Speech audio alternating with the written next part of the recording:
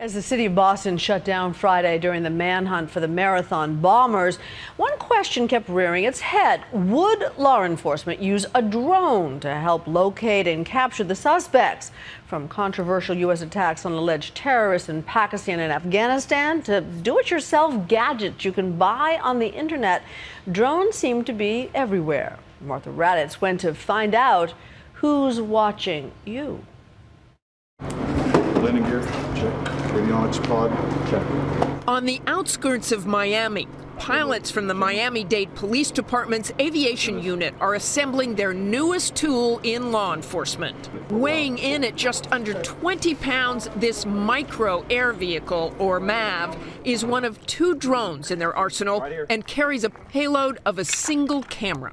It basically assists us in getting an aerial view for the ground units, the commanders, the incident commanders, and first responders on the scene so that they can better prepare to approach a situation.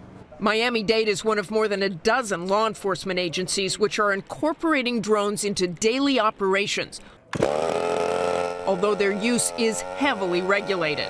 We can't just sit and say, we're going to fly this thing from the station and we're going to surveil the city. That doesn't work that way. We can't fly over populated areas, or we can't fly near high-rises. Straps in place? Check. Landing gear fastened? Check. Nightline recently visited during an exercise as the MAV flew in support of a SWAT team operating on the ground. In this simulation, a suspect has escaped from custody, and the MAV will be used to see in real time what is happening during the search. You're clear to launch. Clear to launch, MAV.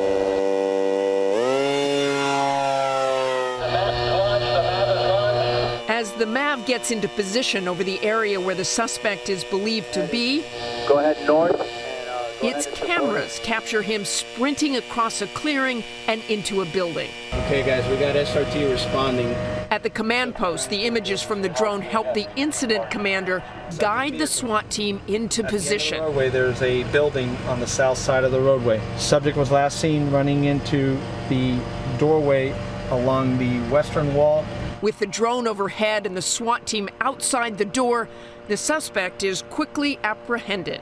He's surrendering right now. We're hoping to use this for tactical situations where we have somebody shooting at the police.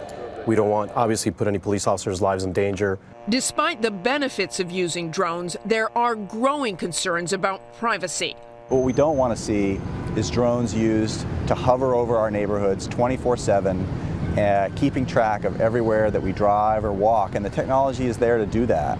The FAA estimates that some 10,000 commercial drones will be flying in the nation's skies within 5 years. Look to the future, look to the skies. What do you see? I see hundreds of thousands of vehicles flying, being manufactured every year. Banking on that growth is retired Air Force Colonel and F-4 pilot Jerry Lemieux. When you think about the future, focus on the hundreds of commercial applications that these vehicles can be used for, such as agriculture. The news media is big, sports events. Lemieux has just started up the first unmanned vehicle university. Most of the teaching is done online, offering master's and doctorate degrees with courses in radar sensors, project management, and mission design, as well as intensive weekend programs.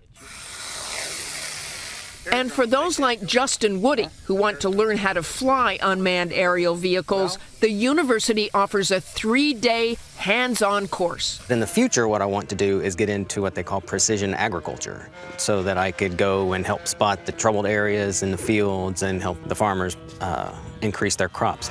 Okay, our turn? Our turn. Nightline dropped in on the latest session, held at a model airplane field in Sarasota, Florida. I had practiced on a computer simulator before arriving, and once Justin and Gene Payson, my instructor with 40 years of experience, launched the fixed-wing drone called a Skyhawk, I took over the controls. It's him right. Give it some right. Yeah. Wearing goggles, I see what the Skyhawk sees. We're going to turn around 180 degrees, and we're going to be heading west. Okay. There. Hello. There's the airport. Okay. There's the runway. Aim for that. I made a few laps over the airstrip, and then Justin brought the Skyhawk in for a landing. Okay, just keep the sticks level, and you're perfect. Down. There we go. Wow, Justin, perfect. But working with drones isn't all about flying. With the aerial cameras and other sensors, the university gives students a chance to operate those systems as well, using a helicopter-like drone that can hover. This one stays up for about 12 minutes all by itself. This drone carried a camera that could shoot videos and stills. Photographs give much higher resolution than video. As more and more drones take to our skies, Congress has ordered the FAA to come up with rules to fully integrate drones into the nation's airspace by 2015. And Jerry Lemieux and his unmanned vehicle university will be standing by, controller in hand, with the next generation of ground pilots. Congratulations, you did a fine job. For Nightline, I'm Martha Raddatz in Sarasota, Florida. Yeah, there we go.